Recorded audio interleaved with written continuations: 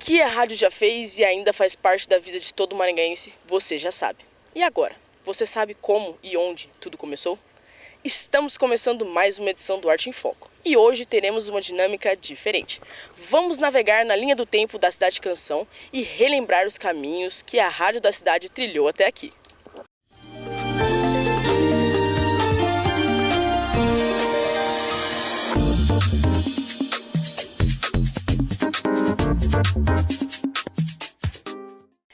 Antes mesmo da chegada da primeira emissora, Maringá já tinha um serviço de alto-falantes à disposição da população. Era a comunicação da cidade. A rádio pioneira de Maringá foi a Rádio Cultura, criada em 1949 por José Medeiros da Silveira, Amadeu Vuolo, Odivaldo Bueno Neto e Átila de Souza Mel. O projeto não deu certo por falta de estrutura e financiamento. Em 1950, Samuel Silveira fez a reestruturação do projeto, já que tinha conhecimento da área. O plano era movimentar cada vez mais a rádio, trazendo artistas de nível nacional, como Tião Carreiro e Pardinho. Em 1951, a Rádio Cultura fez sua primeira transmissão, através do radialista Samuel Silveira. Por conta de uma dificuldade de distribuição de energia elétrica no município, a emissão acontecia através de alto-falantes instalados na Avenida Brasil. A primeira instalação ficava na Avenida Herval e a antena na atual Universidade Estadual de Maringá, a UEM. Em 1953, a rádio mudou seu endereço para um novo edifício, chamado o Edifício dos Estúdios. Lá, eles construíram um auditório maior para abrigar mais espectadores. Os programas eram 100% ao vivo. Seus primeiros locutores foram Aloysio Barros, mais conhecido como Barrinhos, Dirceu Fernandes de Souza e Tomás Aquino Negreiro. Dois programas de muito sucesso que a Rádio Cultura realizava. Coronel do Rancho, que traziam duplas caipiras, e o Clube dos Caçulas, onde principalmente crianças se apresentavam. Hoje convidamos Reginaldo Nunes Ferreira, que foi representante comercial de uma gravadora até que conheceu a diretoria da Rádio Cultura de Maringá, onde assumiu o departamento de Relações Públicas, vindo a se tornar sócio do grupo em 78. Boa tarde, Lorena. Obrigado por me convidar para contar um pouco da história da rádio. Você sabe que eu vivi 48 anos na Rádio Cultura, então para mim foi assim uma vida completamente diferente, porque antes de vir para a rádio, eu fazia o quê? Fazia a distribuição de disco para as emissoras do Brasil inteiro, na SA Vitor. Quando eu conheci o pessoal na Rádio Cultura de Maringá, e gostei do papo que nós tínhamos assim, de vez em quando, conversava, quando o pessoal ia buscar disco, a gente conversava bastante e tal. Então, e me convidou para fazer parte da empresa. Quando a gente é novo, você tem assim, mais vontade de fazer coisa nova, de vencer. Como eu vi que Maringá era muito falada já naquela época, em 63, eu falei, vou conhecer então a Maringá e vou participar do grupo. Era uma cidade que você via que tinha tudo para ser grande, tá? Então eu falei, vou ficar por aqui mesmo, tudo bem, aí aceitei o convite e comecei a trabalhar na rádio. Fiquei até 78 como funcionário da rádio e depois fui sócio, né? Fiquei como sócio, até nós vendemos a rádio. Em 1989 nós fundamos a FM, a Cultura FM 102,5. Então você vê, você pega uma raiz e você trabalha com gosto. Quando você trabalha num negócio que você gosta, você não vê passar o tempo. Então isso aí foi o meu início e a minha gratidão para o meu pessoal, meus companheiros, né? Samuel Silveira, Joaquim Dutra, Carlos Felizão Filho, que eram os 3 antes, depois que eu entrei. Hoje a tecnologia é diferente, lógico. Você tem um monte de opções para ouvir música, para ouvir rádio, mas o rádio, por exemplo, rádio AM ou FM mesmo, ela faz uma aproximação do ouvinte com o locutor, com a emissora, entendeu? Por quê? Porque assim, o rádio, você não está vendo o locutor. O locutor tem uma voz bonita, tem uma boa comunicação, então você imaginam a pessoa, tá? Pela voz e pelo carisma que ele tem, pela comunicação que ele tem. Então, por isso que eu acho que rádio nunca vai acabar, minha opinião. Eu fiquei no rádio até em 2011, quando nós vendemos a última emissora e vendemos para a RPC, a 102,5, que hoje é Mundo Livre. Continua sendo o nome que nós tínhamos, né? Rádio Cultura de Marialva Limitada. Por que Rádio Cultura de Marialva Limitada? Porque em Maringá não podia colocar mais emissora, não tinha mais concessão para emissora, porque já tinha 4 emissoras aqui.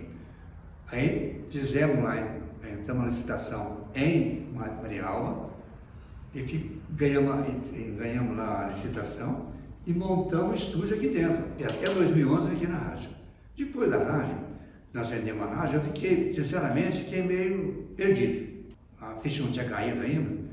Depois nós compramos uma lotérica, abrimos uma lotérica também, fiquei 6 anos na lotérica.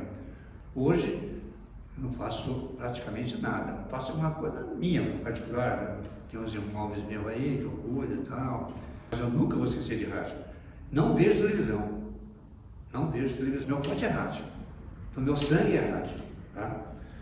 E eu acredito que tem muita gente que ainda é rádio. Eu tenho certeza que o rádio jamais vai acabar. Entende? Então, eu não continuo ouvindo rádio normal. Mais rádio que televisão. E imprensa escrita também, praticamente acabou, né? Porque depende muito, Lorena, de patrocinadores, né? Se não tiver patrocinadores, o cara não consegue. Ele tem uma equipe, certo? De jornalista, ele não pode colocar qualquer um para escrever besteira, não pode. Tem que ter uma pessoa que tenha pelo menos um conhecimento para fazer uma coisa bem feita. Seria isso aí, mais ao rádio. Para mim é rádio. Eu sou do rádio. Nós tínhamos na Rádio Cultura um estúdio, em 1953, fundou um estúdio, 300 poltronas. Auditório, né? Auditório, tá? 300 poltronas, mas não era cadeira não, que nem de cinema, era poltrona mesmo, certo?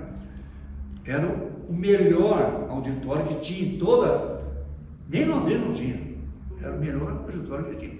Inclusive era usado para reuniões da associação comercial, criação do Rotary, Lions, tudo fazia ali, concentrava ali. Por quê? Tinha bastante espaço e tinha onde você gravar tudo.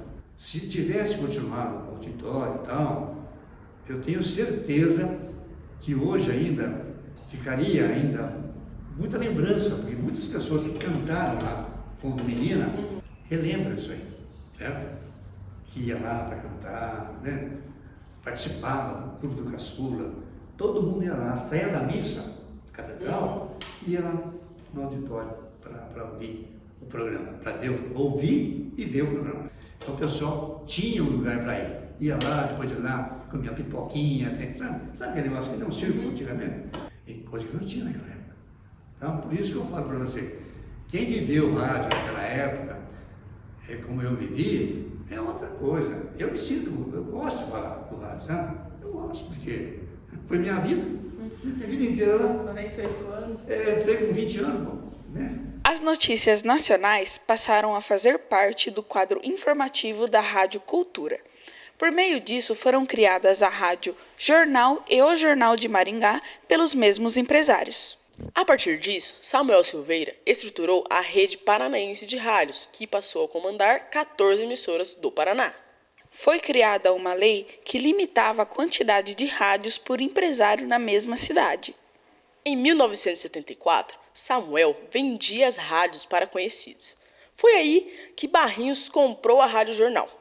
Todas as rádios da região eram em AM. Em 78, quando lançou a FM, Barrinhos ganhou uma concessão para ter uma rádio FM. Então, ele decidiu transformar a Rádio Jornal em FM e AM. Em 1981, Barrinhos decidiu separar as duas formas de transmissão. Com isso, surgiu a Maringá FM. Com a ajuda de Ricardo Barros, a ideia da rádio era ser uma rádio mais jovem, pois não existia nada no estilo na região. Agora vamos para um rápido intervalo e voltamos já. Os primeiros raios de sol alcançam a estrada. Eu saio na frente, sabendo que tenho um companheiro sempre pronto. Toda carga é importante. Todo detalhe conta. Cada entrega, uma conquista. Todos têm o seu lugar. Esse é o meu. No controle, na liderança. É na estrada que eu me encontro. Scania Streamline. Bem-vindo a uma nova era de rentabilidade. Estamos de volta com o nosso programa e vamos continuar nessa viagem na linha do tempo. Atualmente, Maringá conta com inúmeras rádios que compõem a comunicação da cidade. Entre elas estão Rádio Colmeia, CBN, Rádio Mix, Rádio Massa, Rádio Mais e Mundo Livre, entre outras. Hoje em dia, existe o Estúdio Show da Maringá FM, que é bem parecido com um auditório. Em alguns eventos, chega a lotar a entrada do edifício Três Marias. De qualquer forma, a rádio tem muita presença na comunicação de Maringá, considerando a grande audiência e influência nos eventos musicais da cidade. Hoje a gente convidou Alexandre Barros, diretor do Grupo Maringá de Comunicação, para dar uma entrevista para a gente aqui no Arte em Foco. E aí ele vai responder algumas perguntas. Fico bastante feliz de ver que vocês, estudantes de comunicação, estão mantendo o interesse pelo rádio. A nossa convicção é essa mesmo, de que o rádio é o veículo de comunicação que mais se reinventa e que se perpetua através das gerações pela sua força. Eu nasci já numa família que trabalhava com rádio. Meu pai era locutor, foi o primeiro locutor de rádio de Maringá. E eu já frequentava a emissora de rádio já quando eu era de colo. Meu pai tinha uma rádio Nova Esperança, aqui perto de Maringá. E minha vida era dentro dos estudos da rádio, acompanhando meu pai, a gente morava em frente, então eu cresci familiarizado com ele. Quando eu fui ficando adulto, ali da adolescência para a vida adulta, eu já quis trabalhar com meu pai. Então eu comecei muito cedo, comecei aos 14 anos e não parei mais. Me apaixonei pelo negócio, sempre fui apaixonado por rádio e tenho muito prazer trabalhando com isso durante já 43 anos. No meu tempo de rádio, o maior desafio que eu enfrentei foi bem no começo da carreira, quando a gente inaugurou a Rádio Maringá FM. O FM era uma coisa muito nova naquela época, tinha 10, 12 FMs do estado inteiro do Paraná. E havia um conceito de rádio FM muito ligado ao público adulto, às pessoas mais velhas. Era uma rádio de pessoas velhas, tocava músicas orquestradas, tocava música clássica, não era um rádio popular, muito menos ao vivo. Isso foi em 1981. Então nós tivemos o desafio de reinventar o FM, junto com mais uma geração de radialistas daquela época, e criar um modelo de rádio de FM que atingisse outros públicos, né? As pessoas mais jovens e as pessoas de gostos mais populares. Então, isso foi um desafio muito grande, porque naquela altura ninguém sabia o que seria do FM no Brasil. Então, tudo teve que ser criado, testado, a gente foi experimentando receitas até achar um caminho que deu certo. A internet teve um impacto nos meios de comunicação de uma forma geral gigantesca. Então, ela destruiu alguns desses meios, como por exemplo o jornal, né? A mídia impressa, quase que de uma maneira geral, está desaparecendo. As gerações mais recentes não tiveram contato com o jornal impresso, com revistas, nada disso. Mudou completamente o conceito de televisão. Hoje a televisão é um meio tão difuso que você às vezes até fica em dúvida. E o rádio foi um dos mais impactados pela internet, mas de forma positiva. Assim, eu sempre defendi a ideia de que a internet veio para salvar o rádio, para alavancar o rádio, não para destruir. Houve muita discussão no surgimento da internet que dava conta de que o streaming ia acabar com o rádio. Por que as pessoas vão ouvir rádio se elas podem navegar na internet, ouvir o que quiserem? E eu sempre achei o contrário, que a internet veio para ajudar o rádio. Porque a internet se tornou um elemento presente na vida das pessoas quase que 20 horas, 4 horas por dia, E o único meio de comunicação de massa, né, que é compatível 100% com a internet é o rádio. Você pode fazer tudo que você quiser na internet e ouvir rádio. E é isso que as pessoas têm feito, né? Por isso da explosão dos podcasts, por isso essa volta à cultura do áudio, porque você consegue fazer uso da internet e, ao mesmo tempo, você escutar uma boa rádio, um bom conteúdo. Isso vem alavancando o rádio vem crescendo no mundo todo. Você tem mais ouvintes hoje do que você tinha há 10 anos, você tem mais faturamento hoje do que você tinha há 10 anos, e isso muito em função da força que a internet deu para o rádio. Eu acho que vai continuar sendo assim por alguns anos. Na década de ouro do rádio, né, quando ainda não tinha televisão, o rádio era o centro da vida das pessoas, era dominante, né?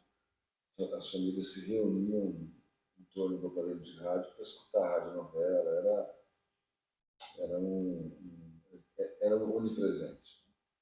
Então não há nada que se compare com aquela época, mas hoje ela é muito maior do que há 20 anos atrás, do que há 30 anos atrás, eu acredito que sim, porque a internet transformou o rádio num meio de comunicação acessível em qualquer ponto que você estiver. Então, a nossa emissora de rádio, que antes atingia a população de Maringá e de cidades aqui da região, hoje ela é consumida no mundo todo, literalmente no mundo todo. Maringá tem habitantes pelo globo todo. Você tem conteúdo de rádio de qualquer lugar do mundo na palma da mão do seu celular. Então isso fez o consumo e a atenção que as pessoas dão para o rádio aumentar muito nos últimos anos. E também com filhotes, né? Pequenas derivações do rádio, como por exemplo, os podcasts. É difícil hoje em dia você prever mais do que uns 2 anos para frente, né? Porque a tecnologia é muito rápida, muito dinâmica, mas eu diria para você que se tem um meio de comunicação de massa, né, de grande volume, com condições de se perpetuar por mais 100 anos, esse é o rádio. Eu vejo que ele tem mais capacidade de se reinventar, de se adaptar às diversas situações, quando se compara isso com televisão, com jornal, com revista, com outros meios que são mais engessados. E o nosso Arte em Foco, edição especial da rádio, fica por aqui.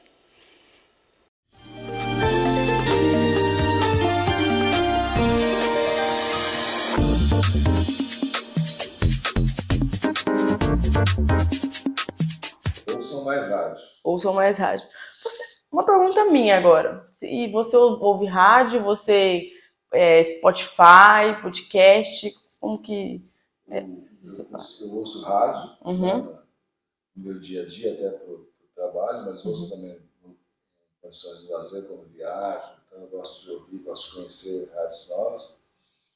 Não gosto muito de ouvir música no streaming, mas é porque também nunca gostei de ouvir música em fita cassete, nunca gostei de ouvir música em CD, eu acho monótono. Aquela coisa assim, uma música, depois outra, não tem alguém falando com você, não tem uma interação, para mim não tem muita graça.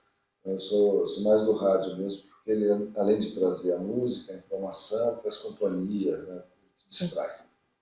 Legal, obrigada. E você, ouve rádio?